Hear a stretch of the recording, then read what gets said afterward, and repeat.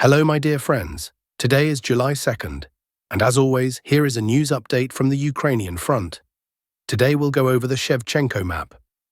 First things first, Russian forces have made a massive breakthrough there, advancing 5 to 10 kilometers.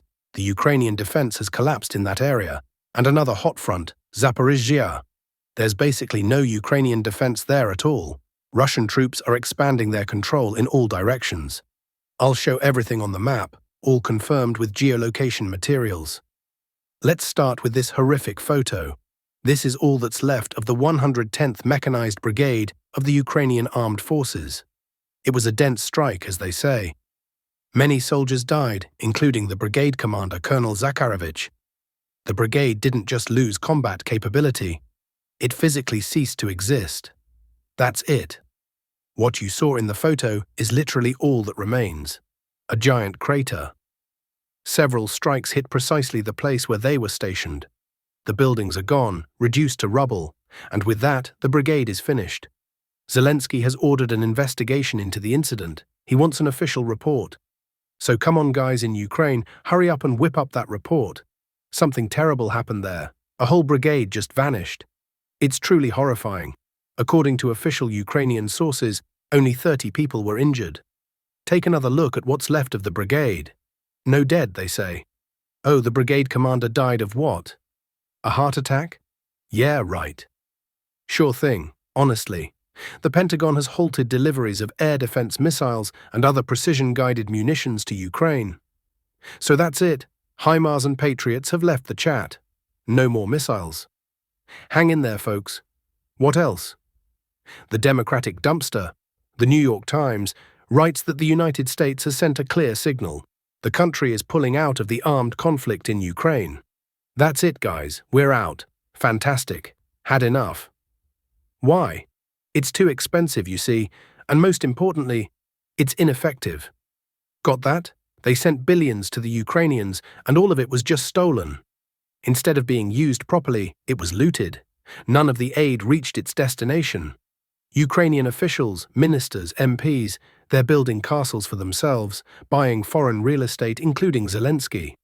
Yachts, property, you name it. All of it was embezzled. The Americans figured out it's a bottomless pit and just stopped. Not because they don't support Ukraine anymore, but because they see it as an ineffective government system. Ukraine, to them, is like a 404 error. It's finished. In the American view, it's not worth supporting anymore. It's just not worth the money. And over there, it's always about money. Nothing is done for free. Investments have to bring returns.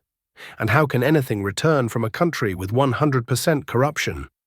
Anyway, NATO Secretary General Mark Rutte said he fully understands the US decision to cut military aid to Ukraine.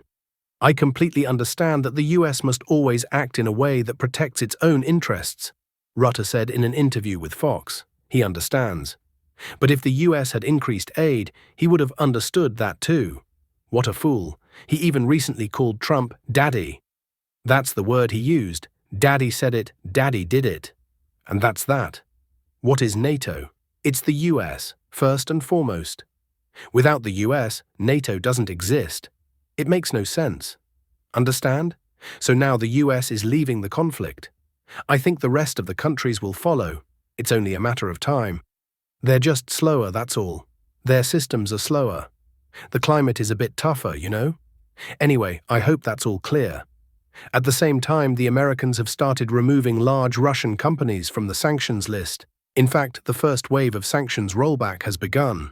For example, Russian Financial Alliance Bank is no longer under sanctions. Then there's Global Concept Group, Global Vision Group, STG Logistics, and Maritime Assistance. This is just the first flower, I'd say, the flower of peace, the flower of reconciliation with Russia. Because let me tell you a secret, the Americans never really supported what Biden was doing in Ukraine. There was no real backing. That was all the Democrats. They're pro-war. They want multiple wars around the world simultaneously so they can profit from printing money and pushing the US into deeper debt. But reasonable, sane Americans never supported this. In reality, the cultures are very similar. Americans and Russians, very, very similar people. That's why I believe peace, friendship, and chewing gum are already on the horizon. Diplomatic relations will be restored, flights resumed, trade reopened, everything is heading toward normalization. But as for Ukraine, things will most likely turn out badly. So what now? Anyway, let's move to the Ukrainian front maps and talk about what exactly is going badly. Let's start with the Sumy direction. As of today, no major changes. Russian war correspondents report that Ukrainian forces continue to attack Andriivka. They still haven't taken it. The assault has been going on for about a week. Still no video with a flag, nothing. Ukrainian soldiers went in and done nothing. They say Russian forces are repelling counterattacks by the Ukrainian armed forces near Andriivka. Additionally, geolocation material has come in from this section of the front. From this point, here, it's a wild scene. A Russian FPV drone destroyed a Ukrainian quad bike near Yablunivka.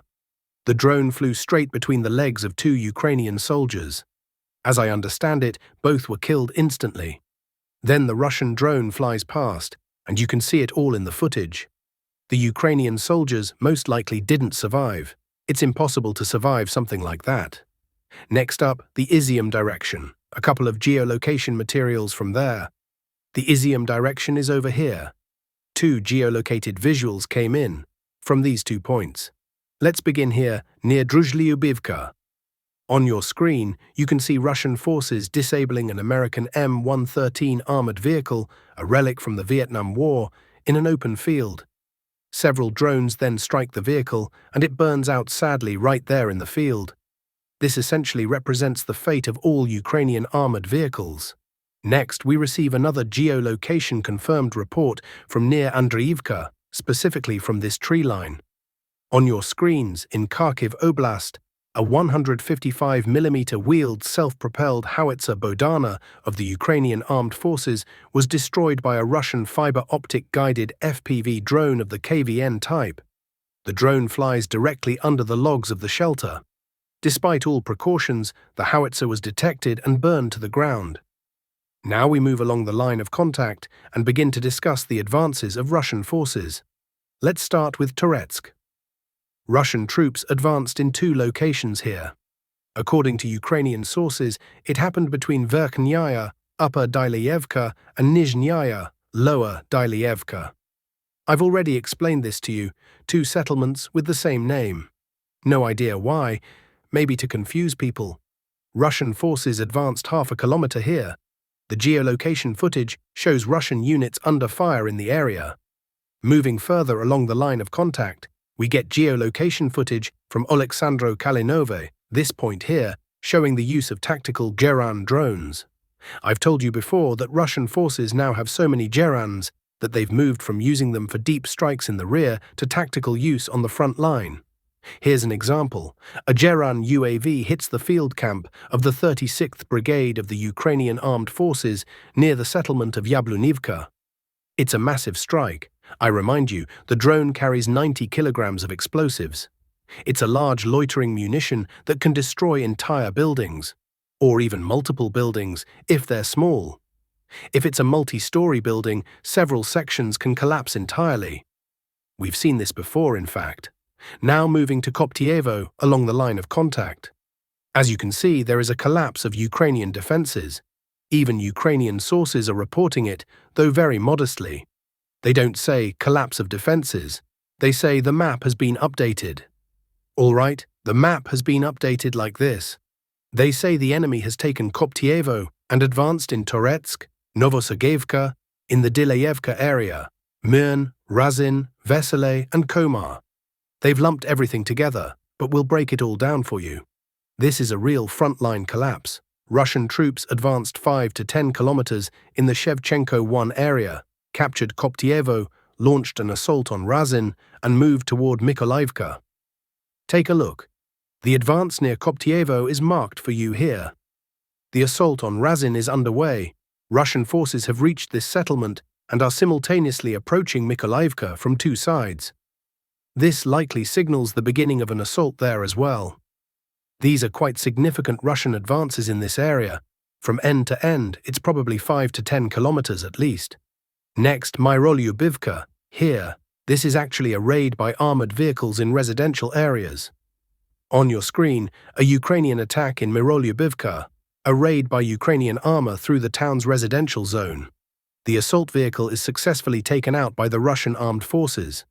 In the video, a lone Ukrainian armored vehicle attacks without any support, and is later seen burning next to a house. In short, Ukrainian forces don't have enough armored vehicles for such attacks. Now moving to Komar, continuing along the contact line. Ukrainian sources report an advance in Novosagivka. As I told you earlier, Novosagivka has already been captured by Russian troops. And here is Komar. Look here. Based on the updates, the Ukrainian defense here is practically non-existent. Just scattered pockets of resistance remain. Let's go over all of these developments. I won't show geolocation footage, I'll just describe it. Russian troops advanced from this area by 3 kilometers. Geolocation confirmed. They captured Zeleny Kut and Novukrainka, as reported by Russian war correspondents. Again, this is a substantial advance, the seizure of 2 settlements. Russian forces also pushed toward Podubna. There's geolocation data confirming a 2-kilometer advance, and an assault on Podubna has begun. Further on, in this area, Ukrainian sources themselves confirm Russian advances. Near Fedorivka, again, Ukrainian sources report Russian progress. Also, between Vesele and Berlatske, Russian troops have moved forward. This is all coming from Ukrainian sources. So, as you can see, over the past 24 hours, the Russian zone of control has expanded significantly in nearly all directions, from 2 to 3 kilometers. This means there is no structured Ukrainian defense, just isolated pockets of resistance. Yes, Ukrainian drones are active, but that's about it. There's no solid defensive line.